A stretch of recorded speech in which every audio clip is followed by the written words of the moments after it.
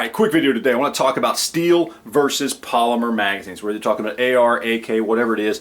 This is something that I think there's not enough debate on anymore. 10 years ago, if you had asked somebody the question, steel versus polymer for your AK, your AR, whatever it is, the answer would have been unilaterally, well, steel, of course. Why would you want cheap plastic magazines for your AR, your AK? Now, granted, at the time, the magazines that people had to go by when it come to polymer were things like ProMag, which was cheap crap and still is cheap crap today, Thermold, which was cheap crap, and really isn't manufactured anymore that often. I mean, you can find them here and there, and they were okay, but certainly not anything that you would compare to a good solid steel magazine. And then of course stuff like this, the Tapco, which I've always been a big fan of. I love Tapco magazines. I've been running Tapco magazines for 15 years now, but I certainly wouldn't say it's better or superior to a good solid steel AK mag like this, right?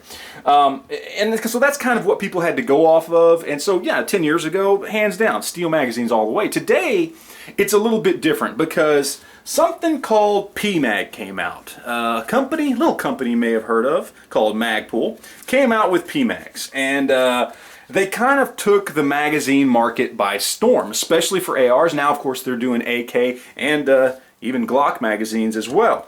But they really kind of changed people's feelings on polymer magazines because they are very good, very solid, reliable, rugged polymer magazines. But you know, are they superior to steel magazines?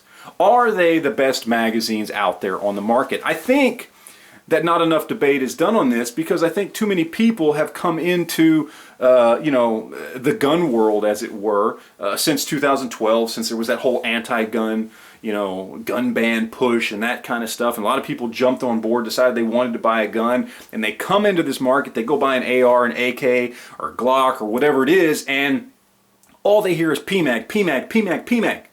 Everything's PMag, right? You can't be tactical if you don't have PMags.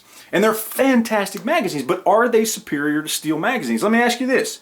I don't have one here, but if you had a polymer Magpul AK mag, would you rather have that than this? Because personally, I wouldn't, and that's why I don't have any.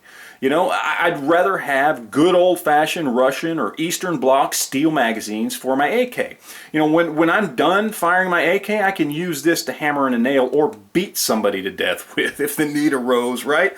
I mean, these are magazines you could run over with a tank and they're going to continue to function. However, I'm not quite sure I could run over this with a tank and have it continue to function. Maybe. They're certainly the best quality polymer mags that I know of. But do I have enough faith in them that I could abuse them the way I could abuse one of these? I just don't. At the same time, look at these. These are HK magazines, okay? These are, without a doubt, the best quality AR magazines you can get. Now, they're expensive. These HK magazines, the lowest I can ever find them is about 40 bucks a piece, right? They are solid steel, military use magazines for your AR, 5.56 magazines. These are far superior to any PMag out there on the market. Now, you're going to pay for that, okay? You can get a PMag for about 13 bucks, maybe even less, depending on where you shop.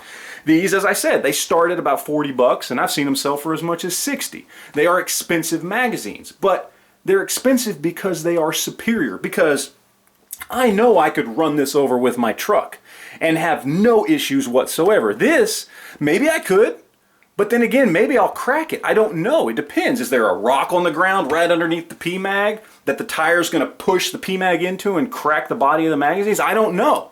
This, I don't have to worry about that. Same thing with Glock mags. These are two fantastic magazines. We got Magpul versus an original OEM Glock magazine. But what's the difference between these two? They're both polymer magazines, right? Except the OEM magazine has steel inserts. It makes it stronger. It makes it more durable. It makes it more rugged and reliable. Yes, it adds weight. Yes, these magazines over here are heavier than these magazines over here, but I can abuse these magazines more than I can abuse these. That's just how it is. Now, I'm not trying to knock PMags. I own tons of PMags. I love PMags.